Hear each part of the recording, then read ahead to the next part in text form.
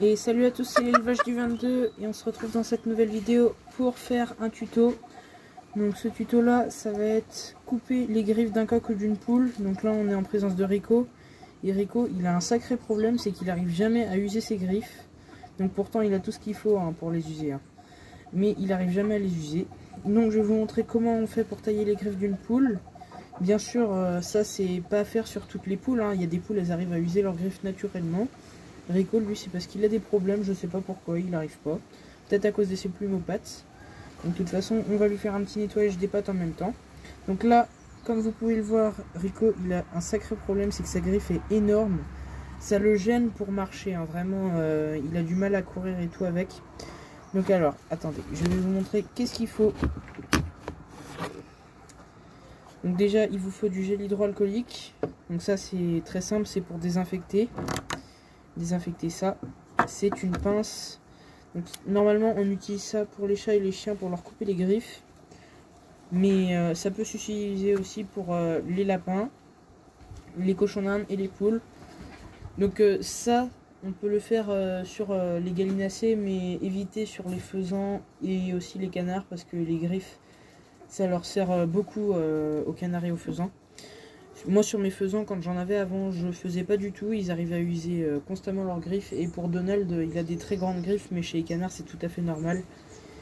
Il faut leur laisser leurs griffes de toute façon pour qu'ils puissent nager s'ils glissent sur le côté et qu'ils n'arrivent pas à remonter après. Ça peut leur être utile des griffes comme ça. De toute façon ça ne pose pas de problème handicapant normalement, mais là sa griffe, le problème c'est qu'elle se courbe. Et si je la laisse pousser encore plus, c'est que ça va faire une sorte de S. Et justement ça va être ça le problème, c'est qu'il pourra plus utiliser sa griffe après et ça va être chiant à couper. Pour ceux qui sont là depuis le début de la chaîne, je sais pas si vous vous souvenez, mais j'avais un coq comme ça. Il avait une griffe qui partait tout le temps en S, j'étais obligé de la retailler constamment.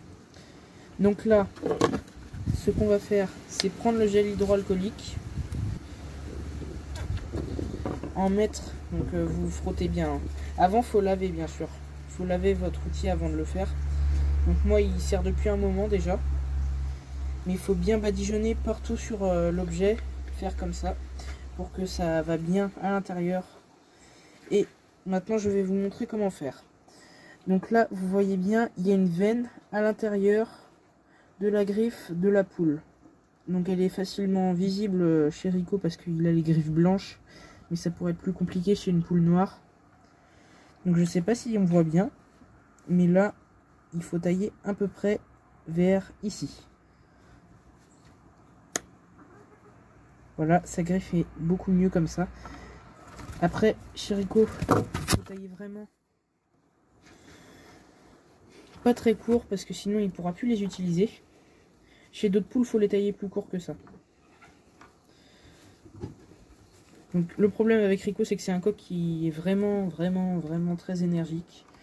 Donc je vais avoir du mal à tourner la vidéo. Donc voilà, c'est vraiment sur les deux griffes du milieu, lui, qu'il a un problème. Donc j'ai du mal à voir avec ses plumes frisées. Bien sûr, comme d'habitude, chez frisé c'est chiant. Je sais pas si on voit bien sur la vidéo, mais faut tailler juste avant la veine. Et vraiment avant. Je dis bien, faut laisser 2 mm avant la veine. Parce que sinon votre poulet il pourrait attraper une infection. Ou au contraire ça pourrait l'abîmer sa griffe et elle pourrait ne plus jamais repousser. Donc là au début il va être un petit peu gêné vu que la griffe est plate, mais vous inquiétez pas que ça va reprendre. J'avais taillé déjà il y a 2 mois et comme vous pouvez le voir ça a repoussé totalement. Ça a repoussé en pointe, donc c'est tout à fait normal. Donc voilà. N'oubliez pas surtout de tailler les plumes des poules. Donc là je vais le faire aussi en vidéo parce que Rico il a vraiment ça, il a les plumes qui pendouillent à l'arrière là, on voit très mal. Et voilà, il a des plumes comme ça, là c'est à cause de la boue, vu qu'il fait très humide. Donc je vais mettre en pause la vidéo et vous montrer ça tout de suite. Donc voilà, je m'excuse si on voit mal, c'est la qualité du téléphone.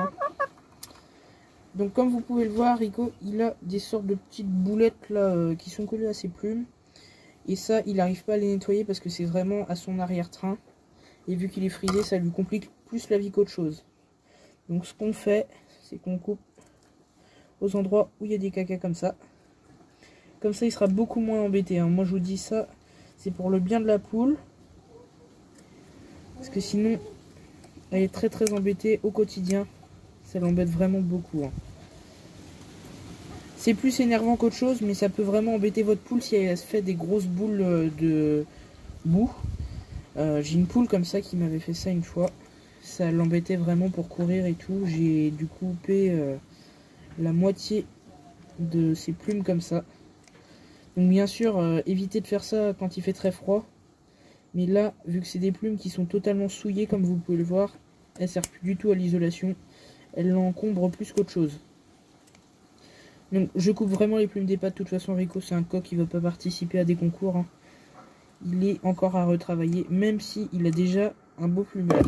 Comme vous pouvez le voir, il a vraiment un très beau plumage. C'est du bleu caillouté qui n'est pas uni. Donc vraiment qui était un peu en foutoir. Du coup, c'est à retravailler avec une poule noire. Noir caillouté ou noir. Donc voilà, comme vous pouvez le voir, un très beau plumage. Plus trop de caca à l'arrière, donc ça va. Donc aussi, en même temps de faire ça, regardez bien à l'intérieur des plumes, parce que c'est l'époque où on retrouve souvent les poules allophages. Et vous retrouverez souvent des sortes de petits tamas de poussière, comme si c'était de la farine. Et ça, c'est vraiment très très chiant aussi, parce que ça bouffe les plumes de vos poules. Donc, je vais mettre en pause la vidéo. Donc, alors, je précise, prendre de la terre de diatomée non calcinée, parce que votre poule, en se nettoyant le plumage, elle va un peu ingérer quand même la terre là. Et la terre de diatomée non calcinée, ce qui est bien avec, c'est qu'elle peut la manger. Donc, il n'y a pas de problème, en plus, ça peut la purger. Donc, ce qu'il faut faire, c'est mettre sur son dos, comme ça. Voilà, voilà, Rico, il regarde, hein. Il regarde ce que je lui fais, il se demande. Donc, voilà. Et vous mettez bien, surtout vers le cou, le dos, le ventre. Donc je lui ai mis des graines à manger, comme ça en même temps ça l'occupe. Voilà. Donc Rico, c'est vraiment un coq facile, hein, mais il est très énergique quand il s'y met, donc c'est très très compliqué quand il s'y met vraiment à courir dans tous les sens. Là il n'est pas trop embêté, du coup ça va. Ça va faire 5 mois que je l'ai, donc il est très très sympa ce coq. Vraiment très sympa. Faites bien sous les ailes aussi. Donc là je vais pas lui faire vu qu'il est déjà bien traité, parce qu'en plus il en a mangé ce matin de la terre de diatomée non calcinée dans une pâte. Donc voilà, petit traitement terre de diatomée en plus de son nettoyage et du coupage des griffes. Donc comme vous pouvez le voir maintenant, ces griffes sont beaucoup mieux. Elles sont beaucoup plus droites. Il aura moins de problèmes avec ça. Et c'est surtout aussi pour vos poules, parce que vos poules avec les coqs elles peuvent se faire très vite abîmer. Hein. Donc vraiment, surtout que là c'est un jeune coq du coup, Rico. Du coup il aura toute la patate dans pas longtemps, là il va bien sauter sur les poules.